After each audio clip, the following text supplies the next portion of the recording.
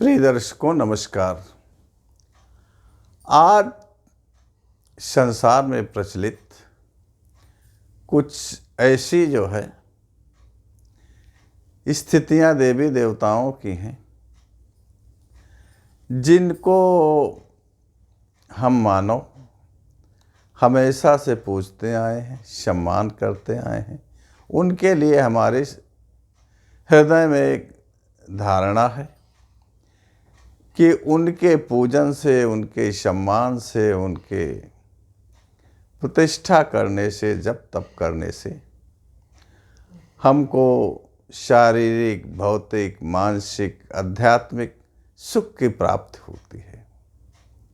ऐसे ही आपने जो है एक पुराना किस्सा सुना होगा कि हमारे सत्यवान और सावित्री का,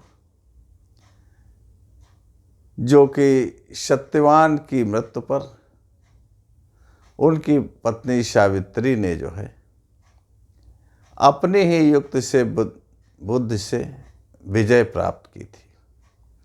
ऐसे ही एक भक्त मृत्यु के देवता की तपस्या किया और मृत्यु के देवता वो प्रसन्न हुए, दर्शन दिया, कहा तुम क्या चाहते हो? तो कहा हम आपको प्रसन्न करना चाहते हैं। तो मृत्यु के देवता ने कहा कि हम तो जिस पर प्रसन्न हो जाते हैं उसको हम अपने साथ ले जाते हैं, और जिस पर हम असंतुष्ट रहते हैं उसको हम यहीं रखते हैं। तो उस भक्त ने कहा हमने आपकी तपस्या की है कि सांसारिक सुखों के भोग के लिए कि जो भी देवता हैं वो प्रसन्न होते हैं तो सांसारिक सुखों की कामना की पूर्ति करते हैं। तो सांसारिक कामनाओं की पूर्ति के लिए मैंने आपकी तपस्या की है। तो उन्होंने कहा ठीक है, आपकी सांसारिक कामनाएं पूर्त होंगी, बोलिए क्या चाहते हो? तो उस भक्त ने कहा कि हम ये चाहते हैं कि हमको संसार में बहुत प्रसिद्धि मिल जाए, हम बहुत प्रसिद्ध हो जाएं।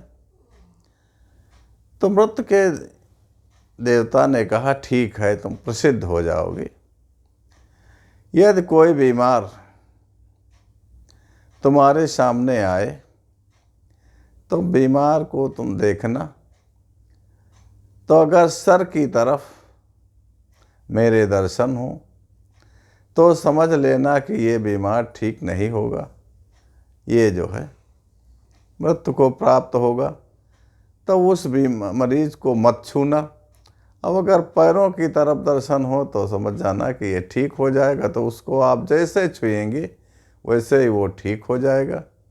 अब आपको बहुत प्रसिद्धि मिल जाएगी और बहुत कुछ वैभव और धन भी प्राप्त हो जाएगा।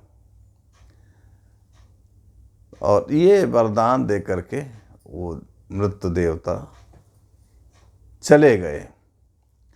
अब वो जो साधक था, तो साधक ने क्या किया, से किसी मरीज को देखा, तो जब देखा कि उसके सर की तरफ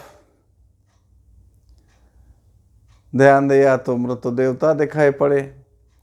तो उस मरीज को तो उसने नहीं देखा, और जिसकी तरफ पैरों की तरफ दिखाई पड़े, कहा अरे इसको तो अभी हम ठीक करते हैं, क्या दिक्कत है, अभी ये ठीक हो जाएंगे। और जैसे उनको छुआ मरीज को, वैसे मरीज वो ठीक हो गया। तो इस तरीके से बहुत बड़ी उनको ख्याति प्राप्त हुई और बहुत धन प्राप्त होने लगा।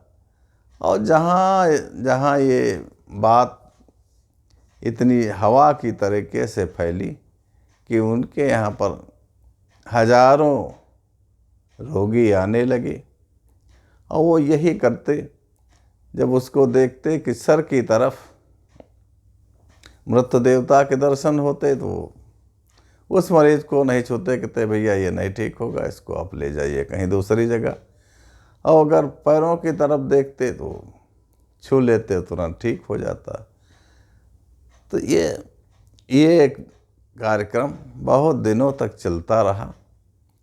लेकिन एक दिन एक नौजवान लड़की जो बहुत ही सुंदर थी, तो उस युवती को लेकर उसके माता पिता उनके पास आए।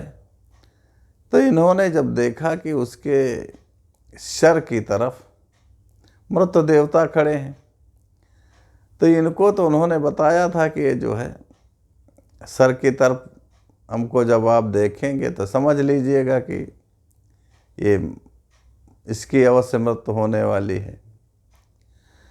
अब इनके अंदर कुछ लालसा आ गई, साधक के अंदर। तो जब सर की तरफ देखा तो उसके माता पिता से कहा इसकी चारपाई का जो है रुख दूसरी तरफ कीजिए।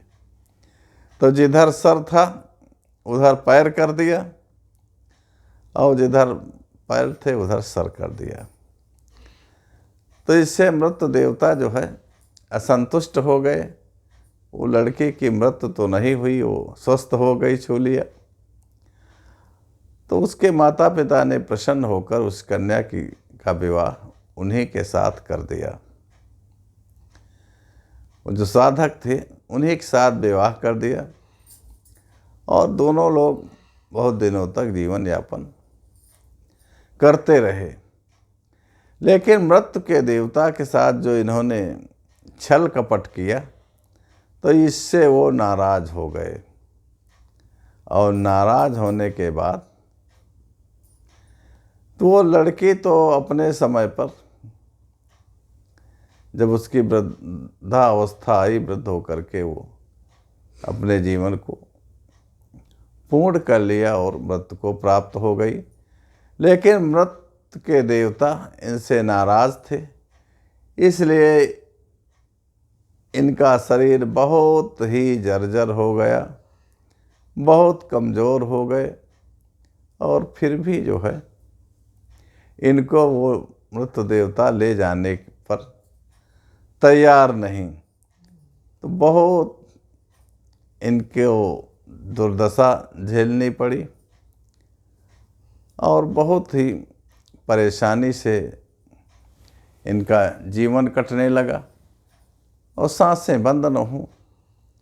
तो इस कहानी से मित्रों ये अर्थ निकलता है कि किसी के साथ विश्वासघात नहीं करना चाहिए। अगर आपने किसी के साथ विश्वासघात की है तो आपको उसका परिणाम स्वयं ही भुगतना पड़ेगा।